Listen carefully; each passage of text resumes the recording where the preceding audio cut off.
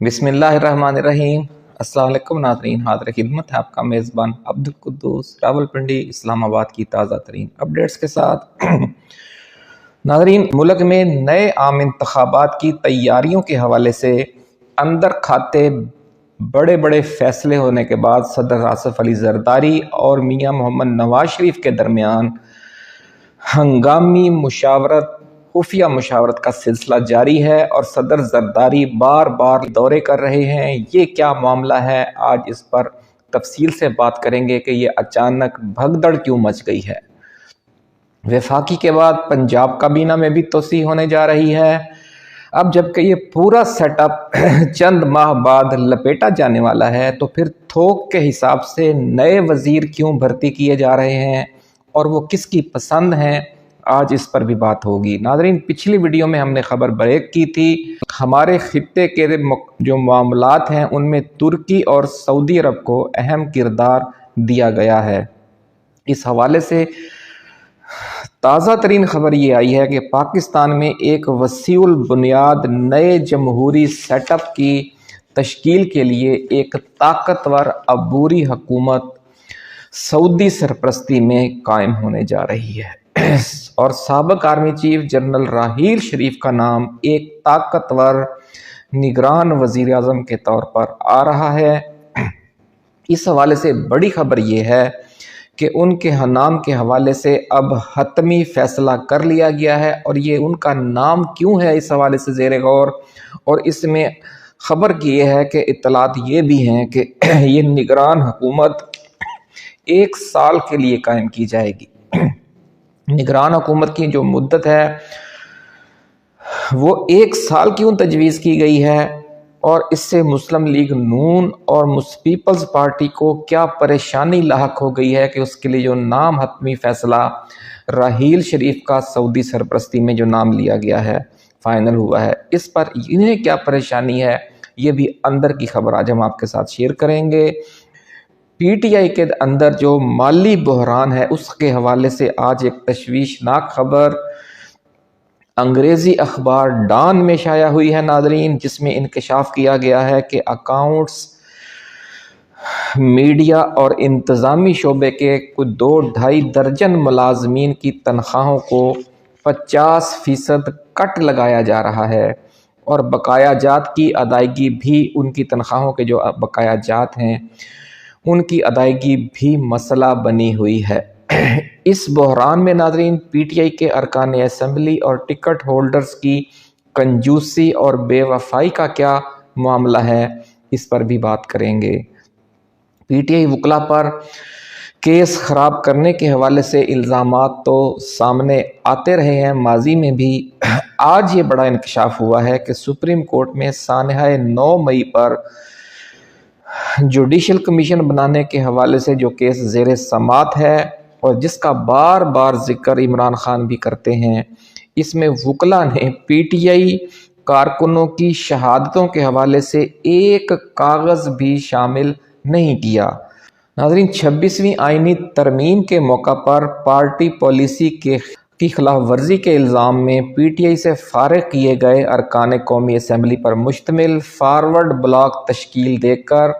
ایک نئی P T I بنانے کی سازش تیار ہو رہی ہے۔ اس میں کون کون سے لوٹے شامل ہوں گے، اس حوالے سے بھی اندر کی خبر آج ہم آپ کے ساتھ شیئر کریں گے۔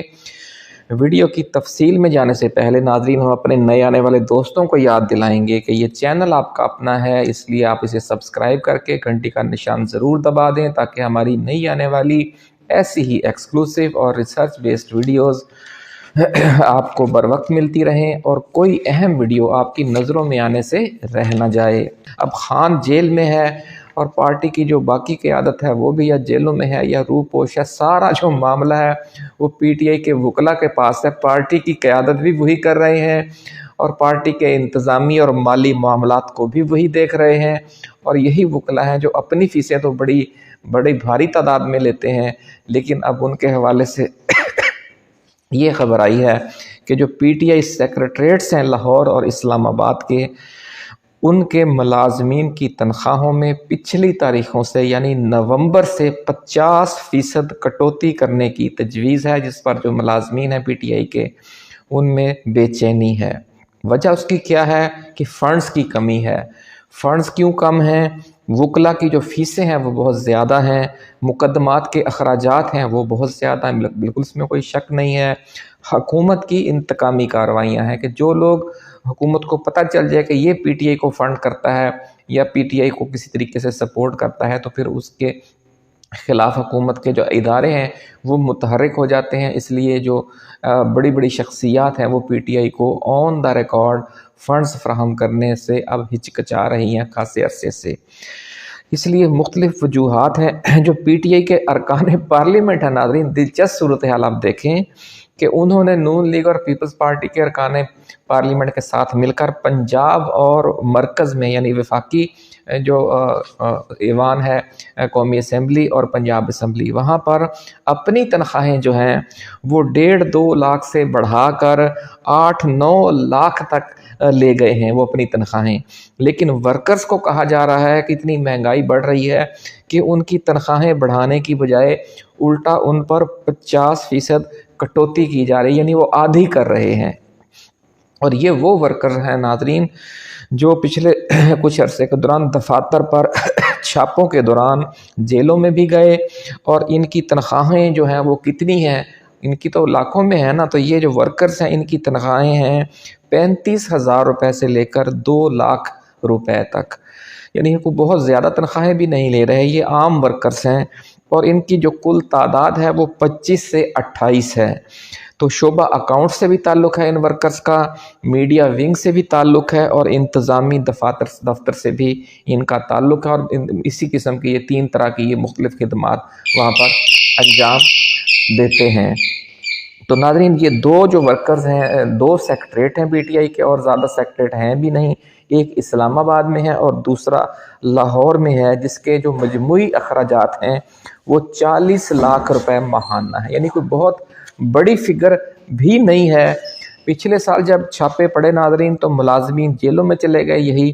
تو ان کی تنخواہیں روک دی گئی، جبکہ مشکل وقت آیا تھا تو ان کی تنخواہیں آپ کو دینی چاہیے تھی، کہ جب وہ جیلوں میں گئے تو کیسز کی سماعت، ضمانتوں کے معاملات تو ان کے گھر والوں کے ان کے اپنے ذاتی اخراجات بڑھ گئے ہوں گے۔ ایک اور بڑا مسئلہ ناظرین جو ہمارے پی ٹی آئی کے ارکان قومی اسمبلی و صوبائی اسمبلی ہیں، اور جو خاص طور پر ٹکٹ ہولڈرز ہیں، ان کی جو کنجوسی ہے اور بے وفائی ہے وہ اس صورتحال کی بڑی وجہ بنی ہوئی ہے۔ کیونکہ عمران خان نے اور پارٹی نے یہ ہدایت کی تھی کہ ہر جو ٹکٹ ہولڈر یا رکن قومی اسمبلی یا صوبائی کوئی جیتا ہے یا ہارا ہے، وہ ہر سال پارٹی کے فنڈ میں 1,20,000 روپے دے گا، یعنی 1.25 لاکھ روپے تقریباً دے گا ہر سال، تاکہ یہ جو اخراجات ہیں انتظامی اخراجات مختلف سیکریٹریٹس کے، یہ اس سے چلتے رہیں گے۔ لیکن آپ دیکھیں کہ اپنی تنخواہیں انہوں نے کتنی بڑھا لی ہیں، لیکن پارٹی کے جو ارکان اس کو فنڈز دینے میں کوئی دلچسپی نہیں لے رہا، جس کی وجہ سے فنڈز کا شدید بحران ہے۔ تو آج کی اس ویڈیو کے توسط سے ہم جو بھی پی ٹی آئی کے ویل وشرز ہیں اور جو فنڈنگ کرتے رہتے ہیں، خاص طور پر جو اوورسیز پاکستان، کیونکہ پاکستان کے اندر کوئی فنڈ کرتا ہے تو اس کے خلاف ادارے حرکت میں آ جاتے ہیں، تو جو ہمارے اوورسیز بھائی ہیں وہ انہیں کم از کم یہ خوف نہیں ہے، تو وہ رابطہ کر کے جو ہماری قیادت ہے مرکزی سیکٹریٹ کی اور مرکزی عہدیداران جو ہیں ان سے رابطہ کر کے یہ جو ہمارے کارکنان ہیں پی ٹی آئی کے، جن کی تنخواہیں 50% کٹ لگایا جا رہا ہے، اس کٹ سے انہیں بچا سکتے ہیں ناظرین۔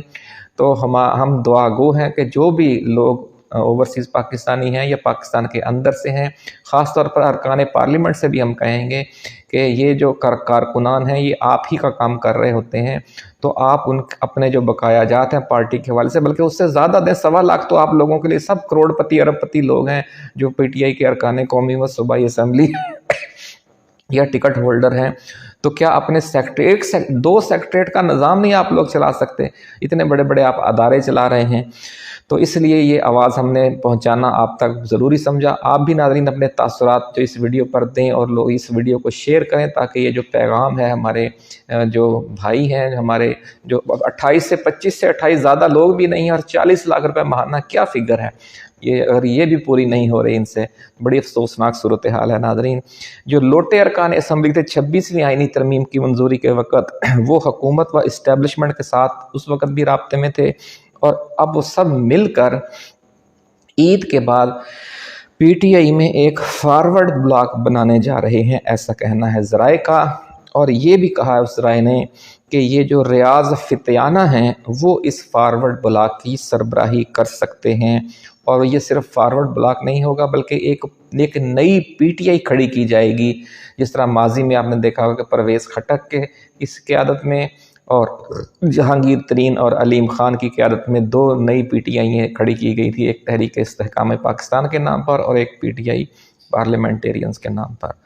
تو ناظرین